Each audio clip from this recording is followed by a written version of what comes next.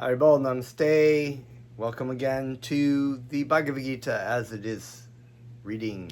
My name is Janapati Das. Please accept my respectful obeisances. Thank you for joining. Please remember to share the content from my YouTube channel to your friends. Encourage them to subscribe and likewise.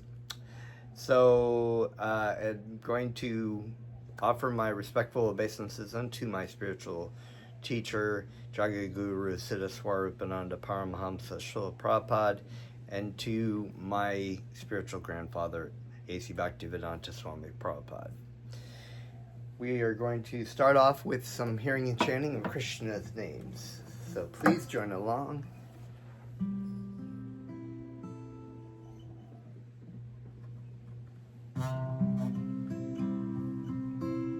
Namo Siddha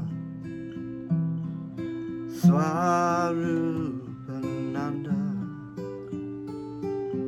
Paramahamsa Namine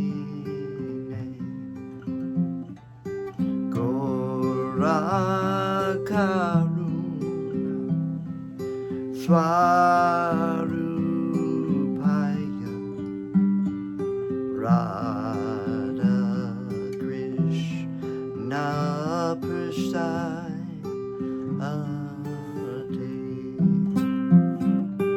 Namo Siddha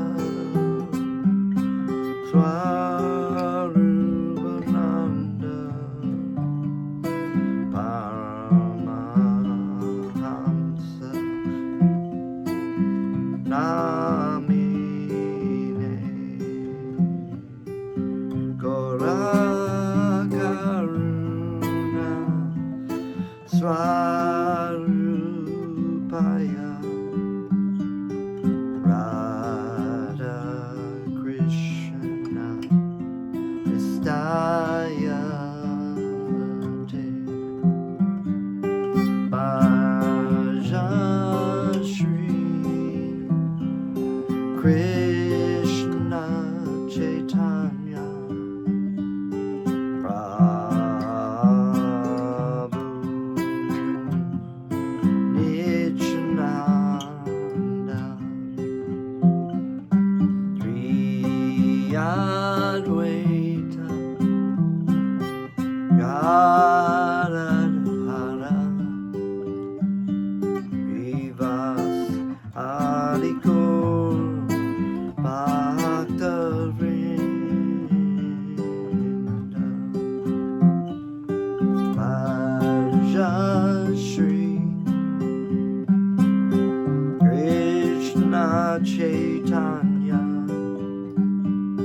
Prabhu Nityananda Sri Advaita Gadadhara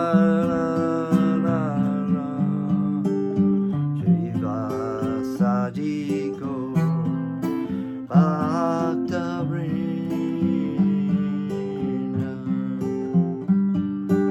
Hare Krishna Hare Krishna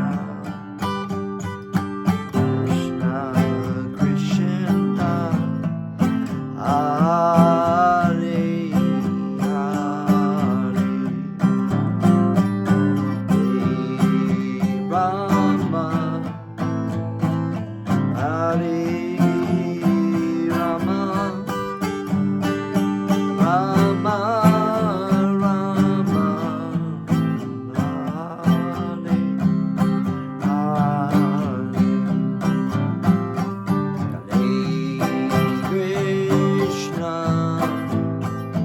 Hare Krishna Krishna Krishna Hare Hare Hare Rama Hare Rama Rama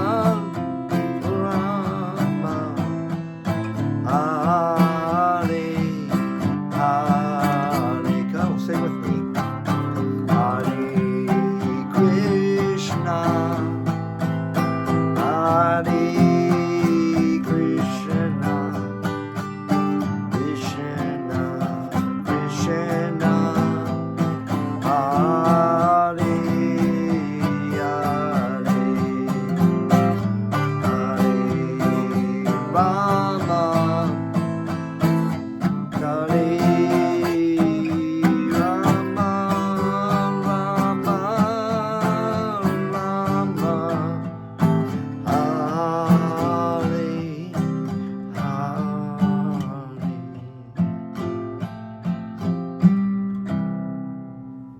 Haribo.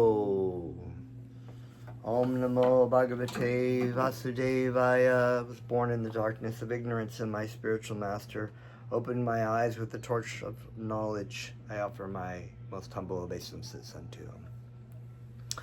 So, continuing.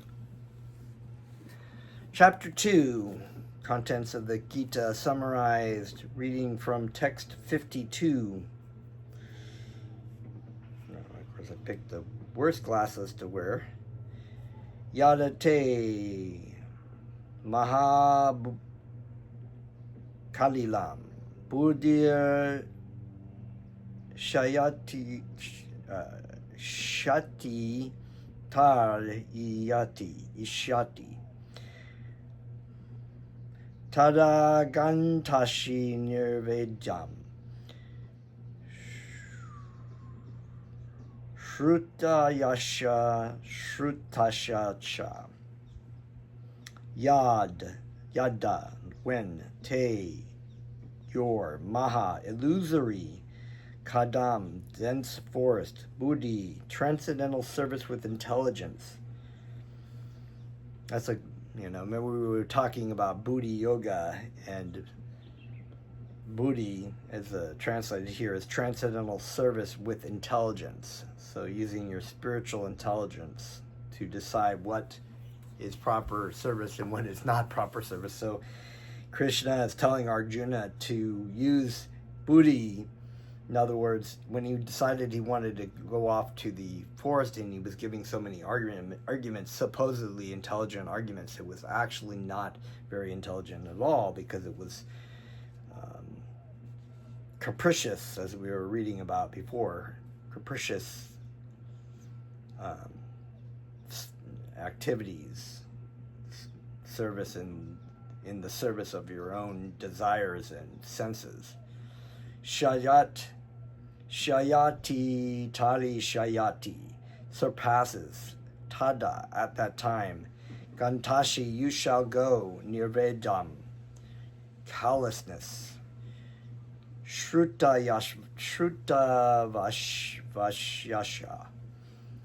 Vashyasha. Okay. All that is to be heard. Shrutasha, and all that is already heard. Cha, also.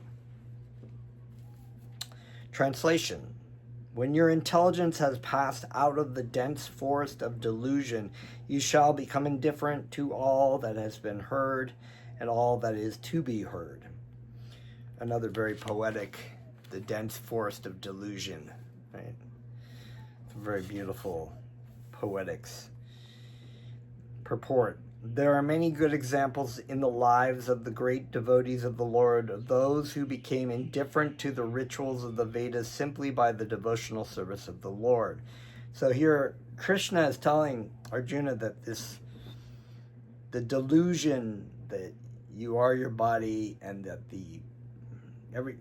you're identifying things based on bodily identification. So, and you're trying to use the things that are heard, these rules and regulations, to argue a point that is delusional.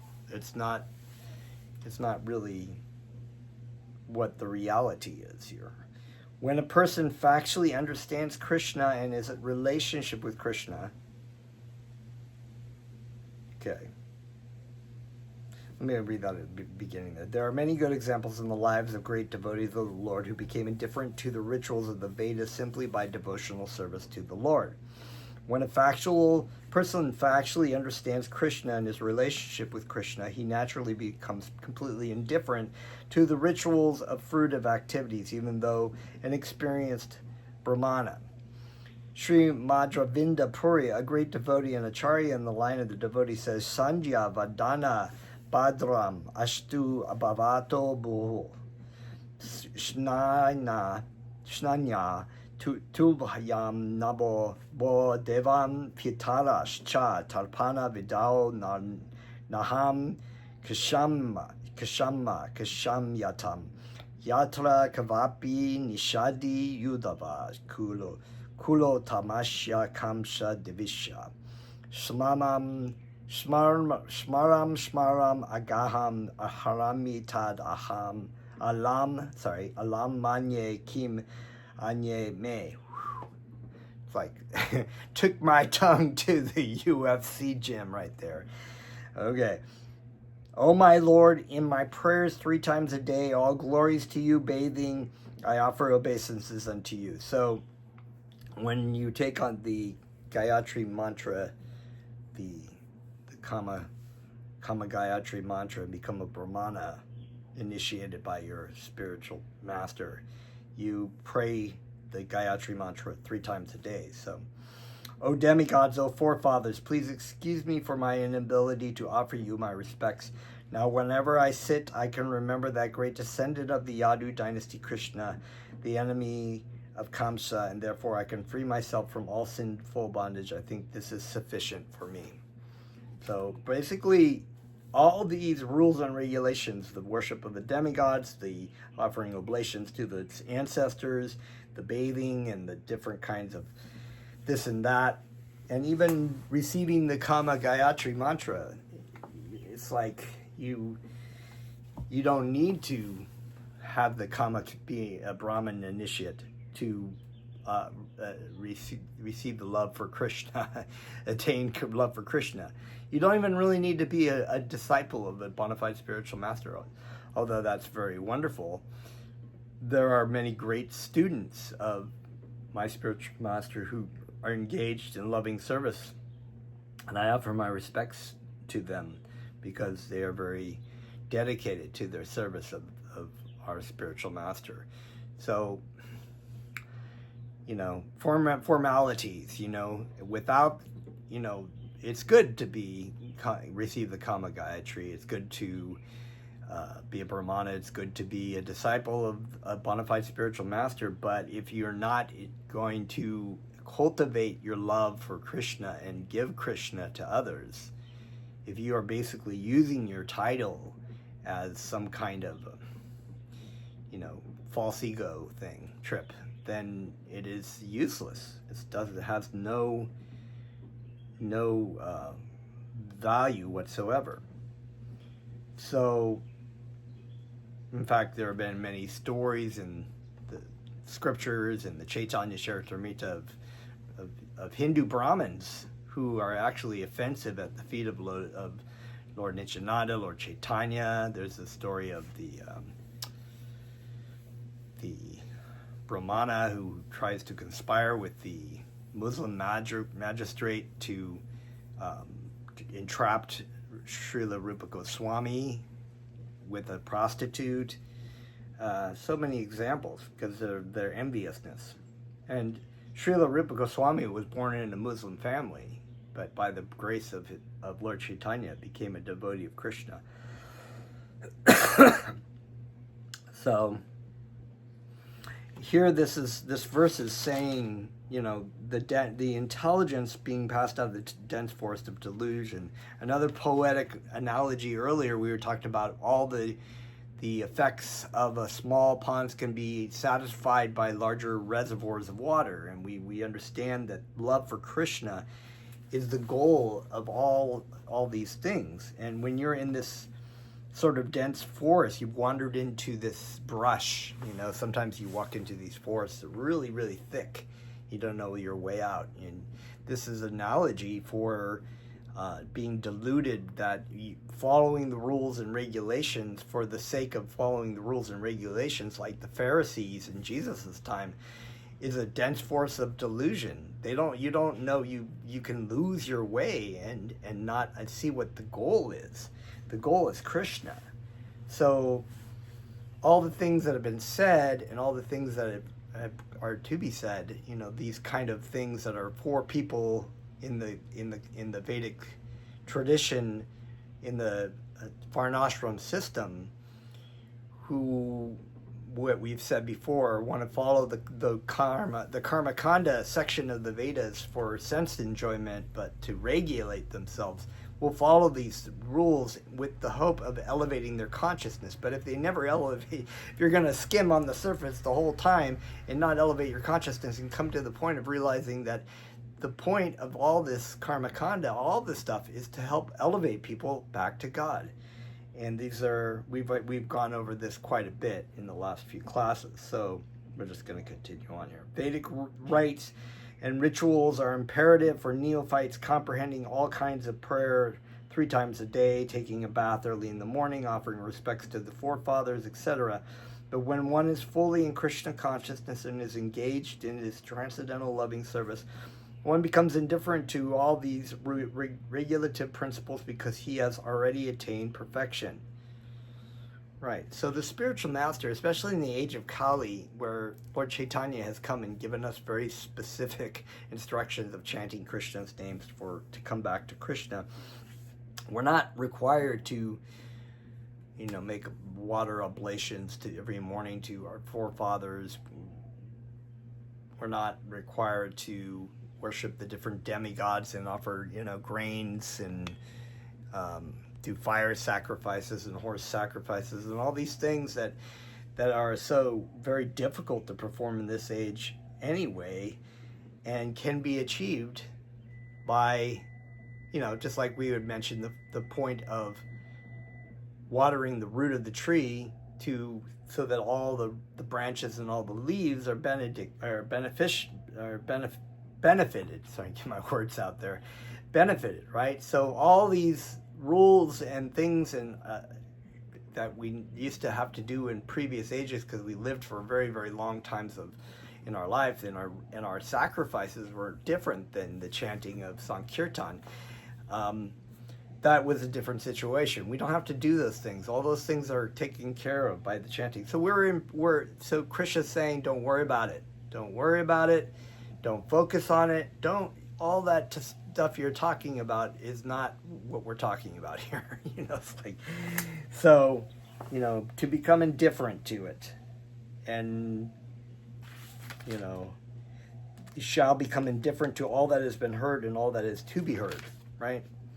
So, whatever. If people want to do that, that's not the point. And people, in religion, a lot of times it's almost worse than an atheist or atheism, because in atheism, a lot of times they're very honestly saying there is no God. They don't try to pretend to be a religious person, they just reject it out. But you have a lot of times people who in religious situations who wear the religiosity cloak as a means of either praising themselves, getting sense gratification, and basically engaging in all kinds of nonsense, but because they are cloaking themselves in the religious cloak, they are misleading kind of naive and sort of ignorant people to do things for them. This is not a devotee of Krishna. This is a true devotee of Krishna would not ever do that.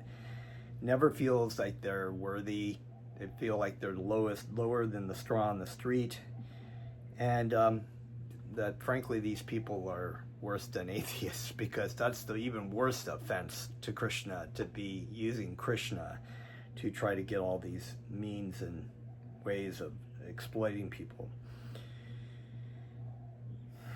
If one can reach the platform of understanding by service to the Supreme Lord Krishna, he has no longer to execute different types of penances and sacrifices as recommended in revealed scriptures. And similarly, if one has not understood that the purpose of the Vedas is to reach Krishna and simply engage engages in the rituals, etc., then he is uselessly wasting time in such engagements. Right, so if they're just doing the rituals for the sake of the rituals, and they're not even trying to serve Krishna, then it's completely useless. Persons in Krishna consciousness transcend the limit of Shabda Brahma, or the range of Vedas and Upanishads. Text 53. Shruti viprati panate yada stashyati nischala, samadhir achala buddhir tada yogam avapashyashi. I should throw these glasses out. They're terrible. I can barely read these. Shruti, Vedic revelation. So we have terms like Shruti and Smriti. Shruti means the Vedic or the scriptures, the different scriptures. The Upanishads, the Vedas, Bhagavad Gita, Srimad Bhagavatam, Chaitanya Charitamrita, so many other things. Smriti is the commentary upon the scriptures. So you have things like Nectar of Devotion and Nectar of Instruction by Rupa Goswami. You have different writings by my spiritual master Bhaktivedanta, of course. There's Smriti. But the Bhagavad Gita itself is a Shruti. Vipranti Pana, without being influenced by the furtive results of the Vedas. Te, your. Yada, when. Stashyati, remains. Nischala, unmoved. Shamadal, in transcendental consciousness or Krishna consciousness. Achala, unflinching. Buddhi, intelligence. Tada, at that time. Yogam, self-realization. Avapshashi, you will achieve. Text 53, translation. When your mind is no longer disturbed by the flowery language of the Vedas, and when it remains fixed in the trance of self-realization, then you will have attained the divine consciousness. Love that flowery language, right? To say one is in samadhi is to say that one is fully raised to realize Krishna consciousness. That is, one in full samadhi has realized Brahman, Paramatma, and Bhagavan. Okay, so the three realizations of God realizations, right? Brahman realization is the lowest, the undifferentiated, personal Brahma-jyoti, the Paramatma, expansion of the Lord in the heart, and the Bhagavan, supreme personality of Godhead. The highest perfection of self-realization is to understand that one is eternally the servitor of Krishna, and that one's only business is to discharge one's duty in Krishna consciousness. I'm going to read that again, because that basically summarizes everything in the Bhagavad Gita. The highest perfection of self-realization is to understand that one is eternally the servitor of Krishna, and that one's only business is to discharge one's duty in Krishna consciousness. A Krishna-conscious person or unflinching devotee of the Lord should not be disturbed by the flowery language of the Vedas, nor be engaged in furtive activities for promotion to the heavenly kingdom. So here, Bhaktivedanta is kind of laying out indirectly actually, but what Krishna is telling Arjuna, that all the stuff that he's talking about, the Karma Kanda sections of the Vedas, is flowery language of the Vedas, and a devotee of Krishna who's in serving Krishna, achieving the goal of the Vedas in general, is not necessary to go that route. You don't have to go that route, and it's not really about going to heavenly kingdom anyways, the heavenly planets. We don't care about going to the heavenly planets. We want Krishna. And we've talked about this before, that other religions as well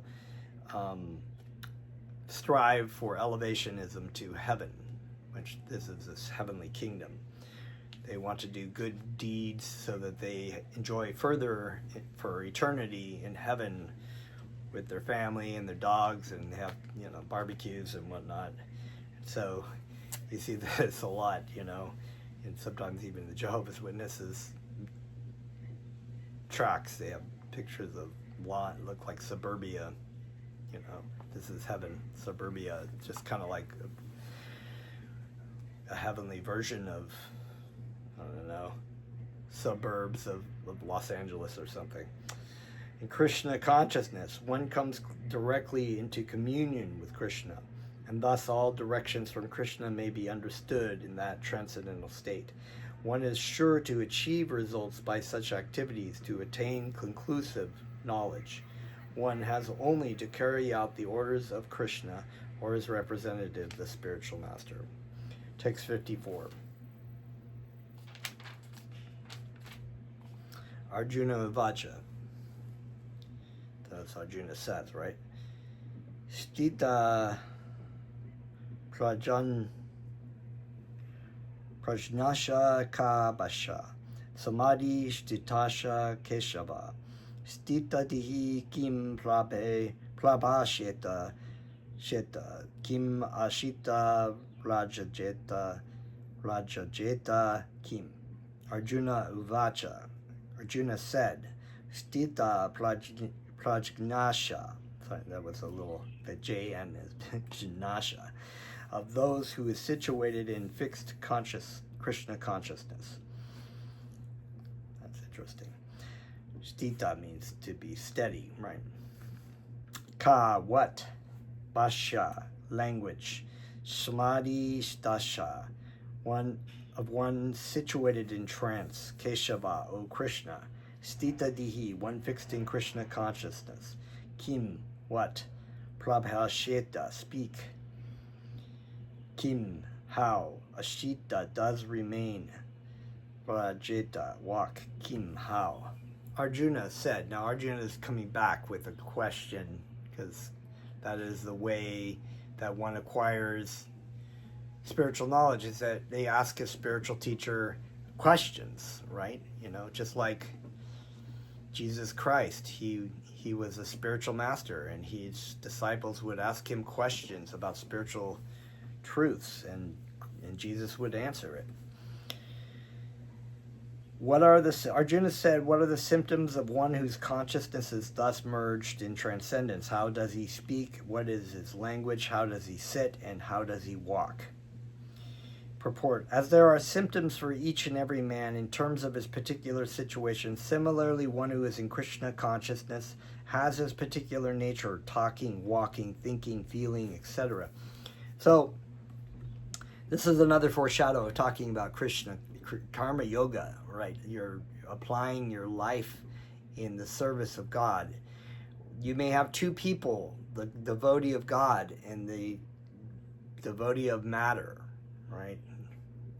The devotee of wanting to satisfy their own pleasure for their own sake. They could be doing the similar things. They could both have the same job. They have a family. They have wife. They have children. They have, house and cars, and they have a life of doing activities. The devotee of God applies his activities directly or indirectly in the service of God. The devotee of Maya Devi or matter applies it for their own sense gratification. Now, it's not to say that the one devotee of God is applying and offering his services and offering his activities in the service of God is not enjoying his senses, but that's not the goal for him to do what he's doing. So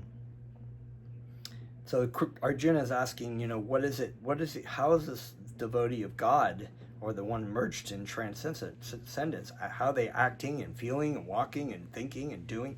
As a rich man has his symptoms by which he is known as a rich man, as a diseased man has his symptoms by which he is known as a diseased, or as a learned man has his symptoms, so a man in transcendental consciousness of Krishna has specific symptoms in various dealings. So Bhaktivedanta is doing this analogy of talking about a rich man. What is a rich man like? Well, he's got a certain activities that he does that makes him rich. He's got to go to meetings. He's got to put stocks, and he drives a really nice car, he buys really nice clothes so he looks good for his clients.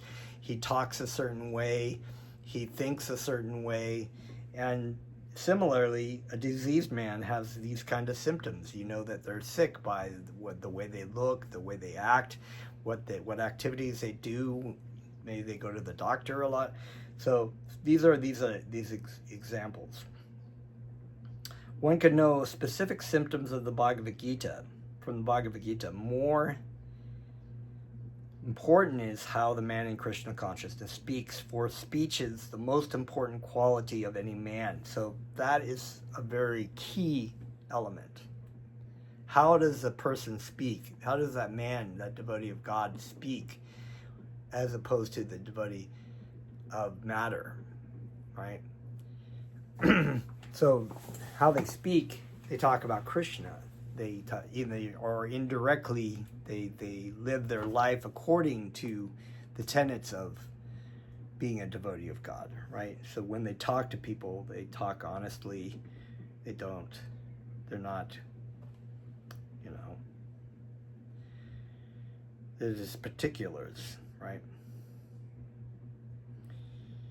It is said that a fool is undiscovered as long as he does not speak. That's a great saying. A fool is undiscovered as long as they do not speak. So, person, you may think someone's very, they could apply that. That's a good one. I could apply that to a lot of people. They open their mouth and they're seemingly very intelligent, but then they say something really, and they're just like, that guy's a fool. But as soon as he speaks, he reveals himself at once. The immediate symptom of Krishna conscious man is that he speaks only of Krishna and of matters relating to him. Other symptoms then automatically follow, as stated below. Text 55. Sri Bhagavan Uvacha. Prajahati yada kaman sarvan parta mano gatan atmani evatmana tushtaha. Stita prajanash tado chayate. Sri Bhagavan Uvacha. The Supreme Personality of Godhead said, Prajahati gives up, when kaman desires for sense gratification, sarvan of all varieties, parta o sannaprita, manaha gatan of mental concoction, atmani in the pure state of the soul, eva certainly, atmana by the purified mind, tushtaha satisfied, stitaha prajganaha transcendently situated, tada at that time, uchyate is said. Translation. The Blessed Lord said, O Partha, when a man gives up all varieties of sense desire which arise from mental concoction, and when his mind finds satisfaction in the self alone, then he is said to be in pure transcendental consciousness.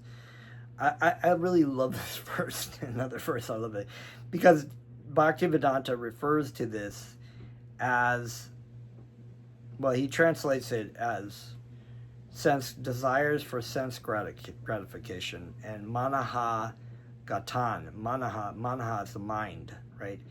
But they translates it as mental concoction.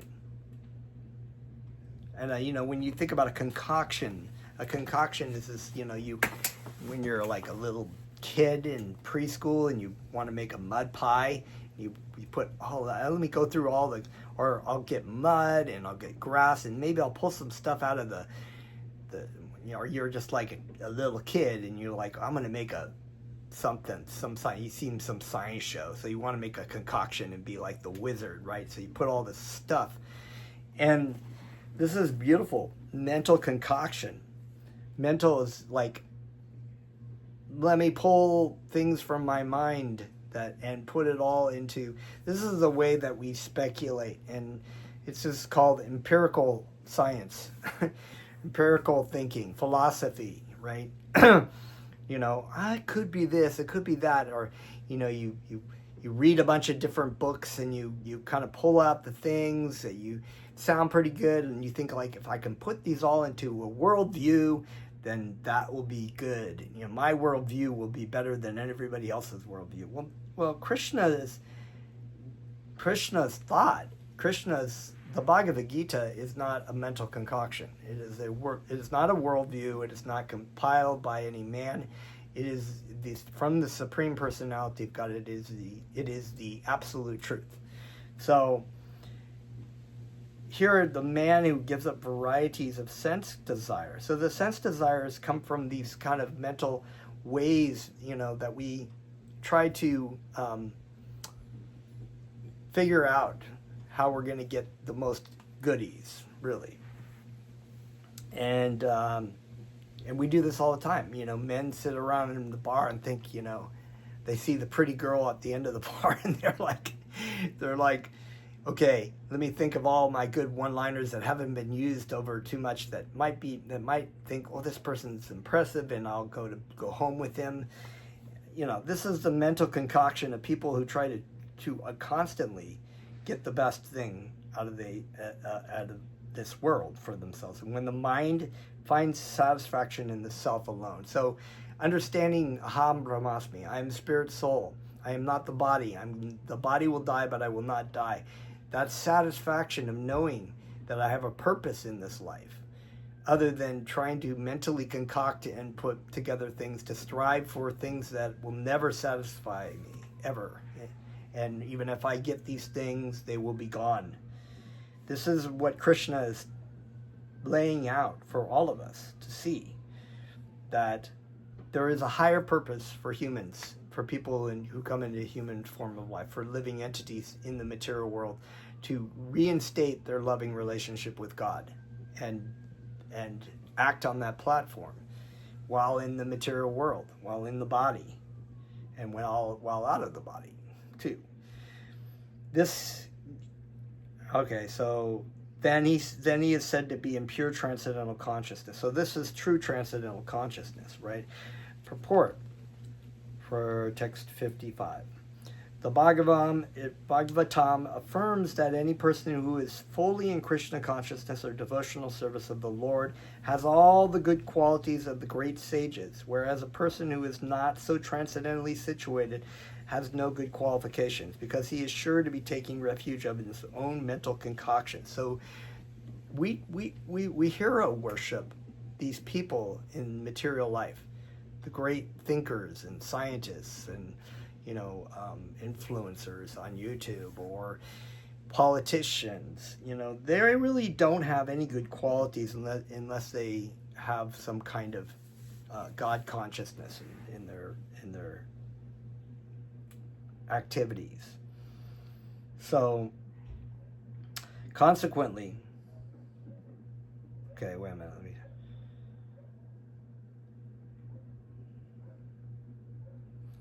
Consequently, it is rightly said herein that one has to give up all kinds of sense desire manufactured by mental concoction.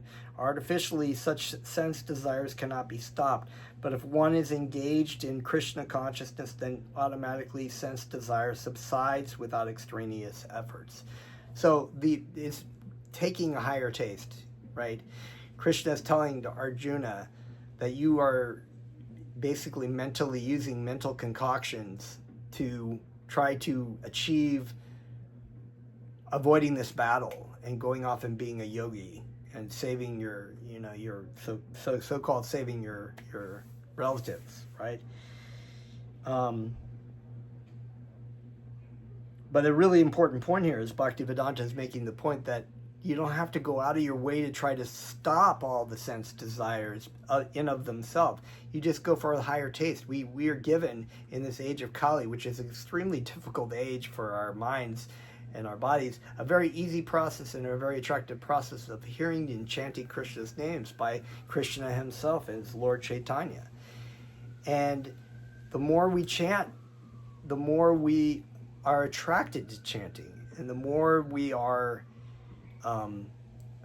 inclined to give up those things because they're not as attractive as the process of sadhana bhakti or the process of bhakti yoga, becomes more and more, it draws you in, it becomes more and more attractive. Everything else seems not as attractive in the material world. So we stop engaging in those things.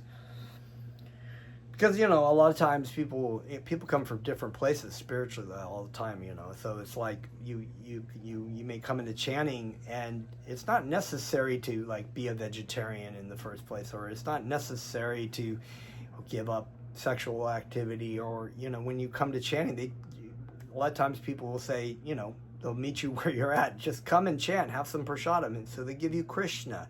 They keep giving you Krishna, and they don't judge. It's not about judging like what you're doing, what you're not doing that's righteous or whatever. It's about clearing your consciousness, clearing the mirror of your mind, so that you, the spirit soul, can have a spiritual vision to see, I don't really need these things anymore. They were all props. They were all an attempt. This was my mental concoction for me to try to squeeze out all these kind of sensuous desires, because I'm so empty inside. I don't have my relationship with Krishna. Krishna is who you need. Krishna is the source of your happiness. And so those things that you engage in sense desires, they're empty vessels. But they are an illusionary. Maya Devi makes it illusionary to say that these will make you happy. They never do. They never will. They never. And the proof is in the pudding. You just look around and see people trying to do these things who are just very unhappy. Therefore, one has to engage himself in Krishna consciousness without hesitation, for this devotional service will instantly help one onto the platform of transcendental consciousness. The highly developed soul always remains satisfied in himself by realizing himself as the eternal servitor of the Supreme Lord. Such a transcendentally situated person has no sense desires resulting from petty materialism. Rather, he remains always happy in his natural position of eternally serving the Supreme Lord. And, as it said elsewhere in the Bhagavad Gita, how can there be any happiness without peace? There will never be any peace from trying to do these things that are empty. They will never bring us any happiness. They never do bring us happiness. But we are eternally happy. By nature, we are eternally happy in our service to Krishna, but we have turned away from that. We've turned away from that, which is why we are unhappy, and we think that we are devoid of Krishna, but Krishna is with us, always. All we have to do is turn around. So, that's all for today. We will continue again next time. Haribol.